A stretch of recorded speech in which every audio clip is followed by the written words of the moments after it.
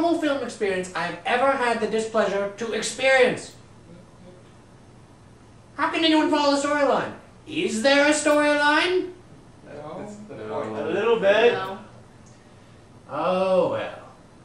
Thanks to the horrible editing of the first few episodes by someone we all know,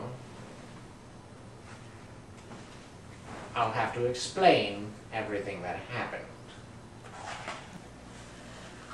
Alright, here's how it happened. In the event that you do not understand the storyline, which is probably the case, it will be presented in picture form with narrations from Jonathan the narrator. Enjoy. In Episode 1, Tim and Carl are introduced as members of the Baritones, a mob that rules the criminal underworld through arms dealing and illegal cheese imports. Randall, the boss of the mob, is bringing them in for a reason unknown to them. Upon their arrival, Randall reveals that someone has been stealing his cheese. In Episode 2, Randall threatens to kill the two of them, believing that one or both of them is responsible for the theft. Kristen appears holding the cheese, freeing them of suspicion. After a bit of tricky camera work, Kristen flees, leaving the cheese behind. Tim and Carl are ordered after her. Randall enjoys his cheese from the comfort of his toilet.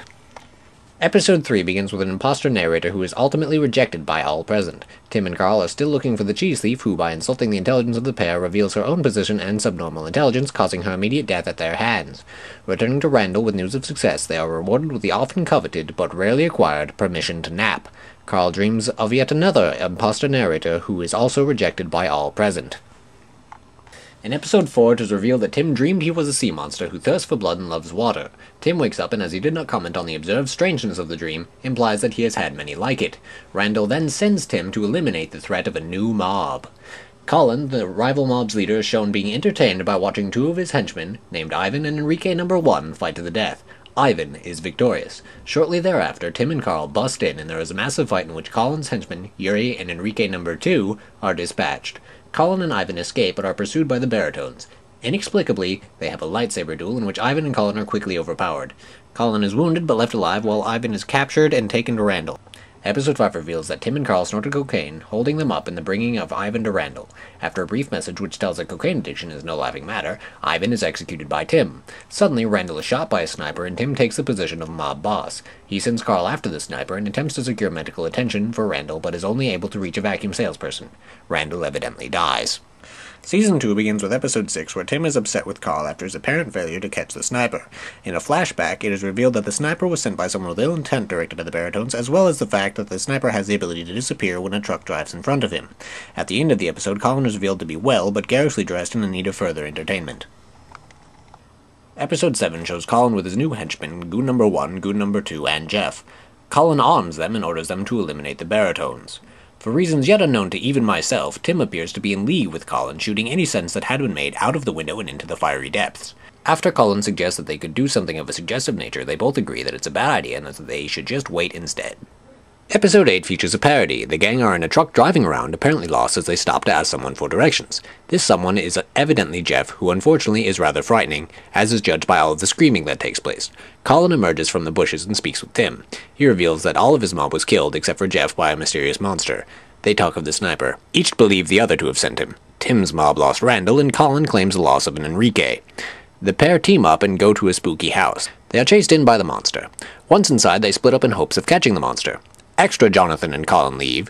Carl and Extra Randall go down into the garage where they discover Scooby snacks inside of a wood chipper, and Colin and Extra Eric find the monster. A chase scene ensues featuring a never-before-introduced girl, the breaking of many physical laws, and a mysterious dog that appears and disappears.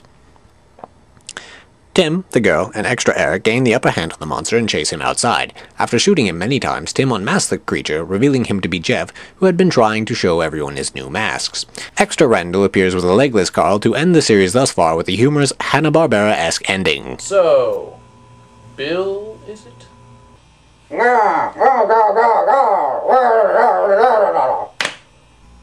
Metal, moron!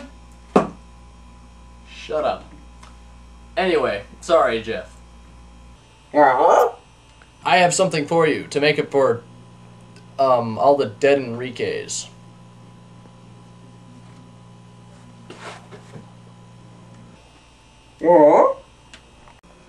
Yes, I want you to have that hat. It once belonged to my old mob boss, Randall. He's dead now. Very dead.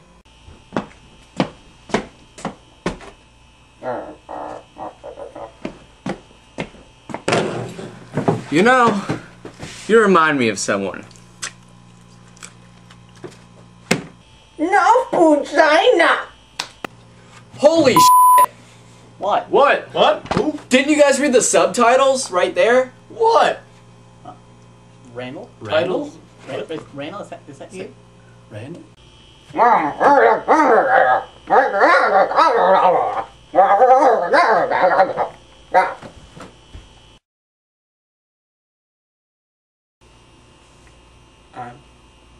I'm alive.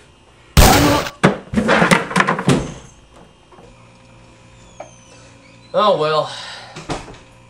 You know, it's not the first time he's died. Yeah, the writer should really kill someone else off. Foreshadowing! Yes. Anyway, let's go find out who shot him. This has to stop. Right!